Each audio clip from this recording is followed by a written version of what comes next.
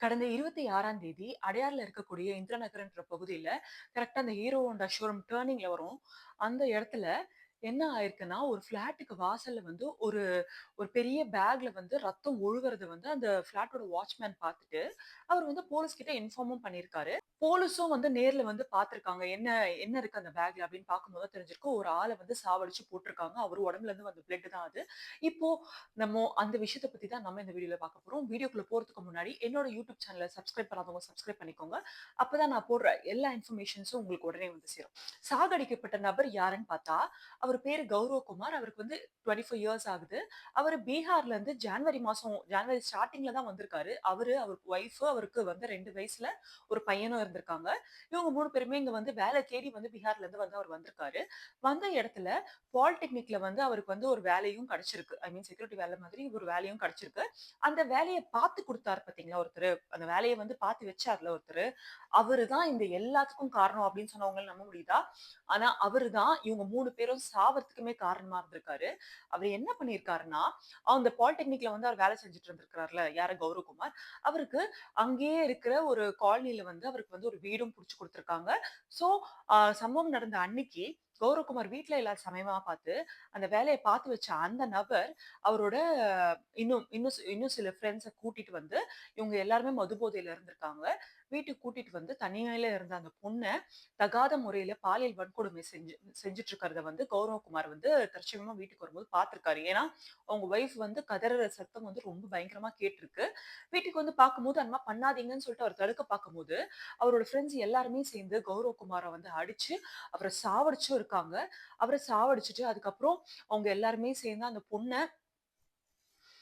அவர் ஒய்ஃபையும் வந்து எல்லாருமே சேர்ந்து என்னென்னலாம் பண்ணணுமோ எல்லா விதமான ஒரு கொடூர செயலையும் பண்ணி அந்த பொண்ண கற்பழிச்சு, அந்த பொண்ண அந்த பொண்ணையும் சுக்கு நூறா வெட்டி, அந்த பொண்ண சாவடிச்சுட்டாங்க.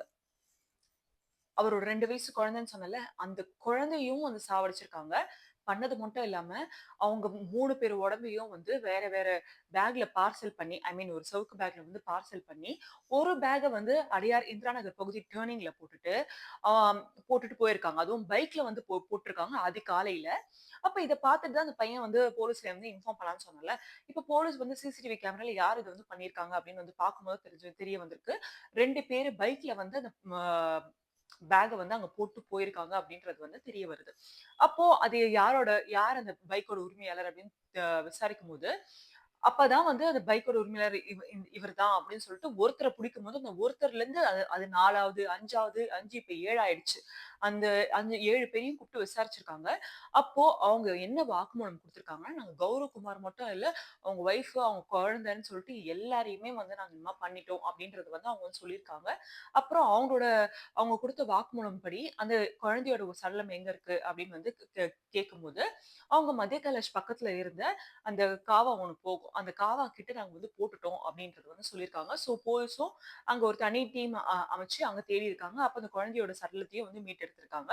இப்போ சரி அந்த ஒய்ஃபோட சடலம் எங்க இருக்குன்னு கேட்கும்போது, வேளச்சேரி பக்கத்துல நம்ம வந்து பார்த்திருப்போம். ஒரு நெறைய குப்பைகள் கொட்டுற இடம் ஒன்று இருக்கு. அந்த இடத்துல வந்து போட்டுருக்கோம் அப்படின்ற மாதிரி வந்து சொல்லியிருக்காங்க. இப்போ போலீஸ் வந்து நெறைய ஒரு பெரிய டீம் அமைச்சு அங்கேயும் தேடல் பணி வந்து போயிட்டு இருக்கு. இதுக்கெல்லாம் என்ன காரணம் அப்படின்னு வந்து விசாரிக்கும்போது, வேற எதனா முன்விரோதம் இருக்கா? இல்லன்னா இவர் மேல அவங்களுக்கு எதனா ஒரு முன்பகை இருக்கா? எதுக்கு இந்த மாரி ஒரே குடும்பத்த சேர்ந்த 3 பேர் வந்து இந்த மாரி பண்ணியிருக்காங்க அப்படின்னு கேட்கும்போது, அவங்களுக்கு முன்விரோதம்லாம் எதுவுமே கிடையாது. அவங்க மது போதையில தான் இந்த மாரியான ஒரு வெறிச்செயல பண்ணியிருக்காங்க அப்படின்றது வந்து தெரிய வருது. ரொம்ப கேவலமா இருக்கு. நிஜமாவே ரொம்ப ரொம்ப கேவலமா இருக்கு. தொடர்ந்து இந்த மாரியான விஷயங்கள் தான் தொடர்ந்து நடந்துட்டு இருக்கு. தொடர்ந்து இதுக்கு நடுவுல வந்து ஒரு சில மக்கள் என்ன சொல்றாங்கன்னா, பீகார்ல இருந்து ஐ மீன் வெளி மாநிலத்துல இருந்து வந்து இங்க வேலை செய்றாங்கல்ல, அது புடிக்காத தமிழ்நாட்டுல இருக்கவங்க தான் வந்து இந்த மாரியான ஒரு விஷயத்த பண்ணி, இவங்கள வந்து இந்த மாரி முடிச்சுட்டாங்க அப்டின்றாங்க. சீரியஸ்லி ஒருத்தவங்க பண்ற தப்புக்கு எப்படிங்க அதுவும் ஒரு ஸ்டேட் வந்து காரணமாவும்? இப்ப கடைசில என்ன தெரியுமா தெரிய வந்திருக்கு? அந்த சம்பவத்த பண்ணாங்க பார்த்தீங்களா? அவங்களும் பீகார்காரங்க தான்.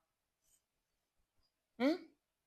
ஒரு விஷயம் இதுதான், அதுதான் தெரியாம, யாரு பண்ணாங்கன்னே தெரியாம, ஒரு சமூகத்து மேலயோ, இல்ல ஒரு நாட்டோ, ஒரு ஒரு ஒரு ஸ்டேட் மேலயோ வந்து ஒரு பழிய போடுறது, அதுவும் இவங்க இங்க வந்ததுனால, இங்க இருக்கிறவங்களுக்கு வேலை கிடைக்காதனால, இவங்க இந்த மாரியான ஒரு காரியத்த பண்ணாங்க. அப்படின்லாம் சொல்றது ரொம்ப கேவலமா இருக்கு. இன்னொரு சைடு பார்த்தா, எங்க போயிட்டு இருக்கு நம்ம நாடு? தொடர்ந்து இந்த மாரியான விஷயங்கள் நெறைய நடக்குது. பொண்ணுங்களுக்கு எதிர்க்க இருக்கிற நெறைய பிரச்சனைகள் எப்பவுமே நடந்துட்டே தான் இருக்கு. ஆனா இதுக்கான ஒரு சொல்யூஷன் கிடைச்சுச்சான்னு கேட்டீங்கன்னா, கண்டிப்பா கிடையாது. ஏதாவது ஒரு பிரச்சனை வந்துட்டே இருக்கு. இந்த மாரியான பிரச்சனைகள் நடந்துட்டே தான் இருக்கு. நம்ம என்னதான் ரிப்போர்ட்ஸ் எடுத்து பார்த்தாலுமே, பொண்ணுங்களுக்கு எதிர்க்க ஏங்க வயசுல பெரிய பொண்ணுங்கன்னு கிடையாதுங்க. ஒரு 2 வயசு, 3 வயசு குழந்தைங்களுக்கு கூட இதெல்லாம் நடக்குதுங்க. என்னங்க பண்றாங்க? ஏங்க ஒரு ப்ராப்பரான ரூல்ஸ் இல்ல? ஏங்க ஒரு ப்ராப்பரான ஒரு ரெகுலேஷன்ஸ் கொண்டு வர மாட்றாங்க?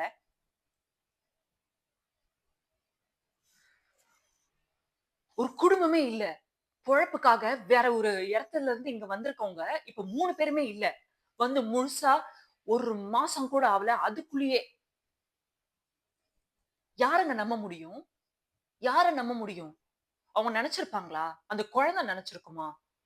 அந்த பொண்ணு நெனச்சிருப்பாளா? இல்ல வேல தேடி அங்கிருந்து இங்க வந்தாரே, நம்ம குடும்பம் நல்லா இருக்கணும், நல்லபடியா வச்சு பாப்போம்னு நெனச்சாரே, அந்த கௌரவ் குமார் அவரு நெனச்சிருப்பாரா இந்த மாரி நடக்கும்ன்ட்டு? எங்க இருந்துங்க வருது இவங்களுக்கு இந்த தைரியம்?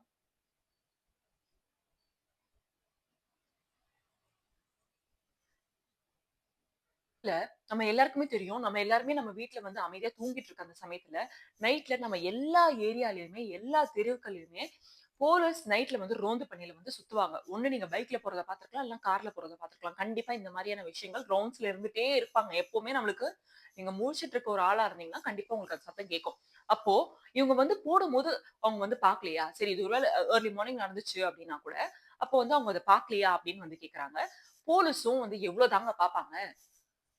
எவ்ளோ பாப்பாங்க? ஒரு வேள இப்ப இன்னொரு சமயம் வந்து நம்ம டெக்னாலஜிலாம் இந்த அளவுக்கு டெவலப் ஆயிருக்குன்றதுக்கு வந்து நம்ம கண்டிப்பா வந்து நம்ம தேங்க்ஃபுல்லா இருக்கணும். ஏன்னா, இப்ப சிசிடிவி கேமரா ஒரு தெருவுக்கு முக்கு மூலைன்னு சொல்லிட்டு எல்லா இடத்துலயும் இருக்கிறதுனால தான் நம்மளால கண்டுபிடிக்க முடிஞ்சுச்சு. இவங்க தான் பண்ணாங்க, இவங்க தான் பண்ணாங்கன்றத வந்து நம்மளால இப்ப ஈஸியா ஃபிகர் அவுட் பண்ண முடியுது.